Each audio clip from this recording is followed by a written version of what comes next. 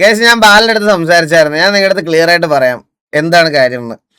ബാലന് ഇവിടെ R P കളിക്കാൻ വരുന്ന സമയത്ത് ആർ പിക്കകത്ത് വരുന്ന ഇവന്മാരെല്ലാം OC ട്രാക്ക് ചെയ്തും ഓഫ്ലൈൻ ഈ VC-ക്കകത്ത് ഇരുന്ന് അവൻ്റെ OC കാര്യങ്ങൾ എടുത്തു വെച്ച് ഇതാക്കി അവനത് മെൻ്റലി ഒട്ടും അക്സെപ്റ്റബിൾ അല്ലാത്ത ഒരു ലെവലിലോട്ട് എത്തി.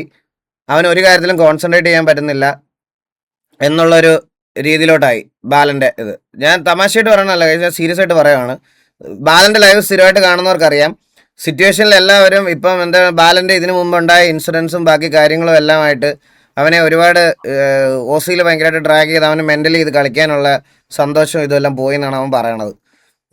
പിന്നെ അവനിപ്പോൾ അവൻ്റേതായിട്ടുള്ള ട്രേഡിങ്ങും അവൻ്റെ കോഴ്സും എന്തൊക്കെയോ പഠിക്കുന്നുണ്ട്. അവൻ അതിൻ്റേതായിട്ടുള്ള കുറേ കാര്യങ്ങളിലൊക്കെ കോൺസെൻട്രേറ്റ് ചെയ്ത് നിൽക്കുകയാണെന്നാണ് പറയണത്. ഇപ്പോൾ ഇതിലോട്ട് വന്ന് തിരിച്ചു ആ ഒരു മെൻ്റൽ ഇതിനകത്തോട്ട് പോകാൻ അവന് വയ്യെന്നാണ് അവനോട് ഞാൻ ചോദിച്ചപ്പോൾ പറഞ്ഞത്.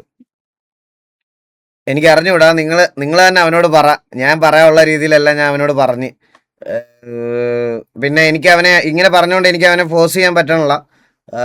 അതുകൊണ്ട് മാത്രം ഞാൻ എനിക്ക് പറയാനുള്ള കാര്യങ്ങളൊക്കെ ഞാൻ പറഞ്ഞിട്ടുണ്ട്. നിങ്ങൾ അവൻ്റെ അടുത്ത് പറ, ലൈവൊക്കെ വരാനും സ്ട്രീമൊക്കെ ചെയ്യാനും പറ. എൻഡ് ഓഫ് ദ ഡേ എന്തായാലും ഞാൻ പറയാണ്, നിങ്ങളുടെ അടുത്ത് ഞാൻ പറയാണ്, ഈ ഒരു സാധനം ഞാൻ പറയില്ല ഗൈസ്, ഈ ഒരു ഗെയിമിന് ഇങ്ങനത്തെ ഒരു മെൻ്റൽ ഇതുണ്ട്, ഒരു മെൻ്റൽ ഡിസ്റ്റർബൻസ് ഉണ്ടാക്കുന്ന ഒരു സംഭവം ഇതിനുണ്ട്. ഓരോ പർട്ടിക്കുലർ ടൈമിലും നമ്മൾ ഗ്യാപ്പ് എടുത്തിട്ടുള്ളത് അതിനൊക്കെ വേണ്ടിയിട്ടാണ്.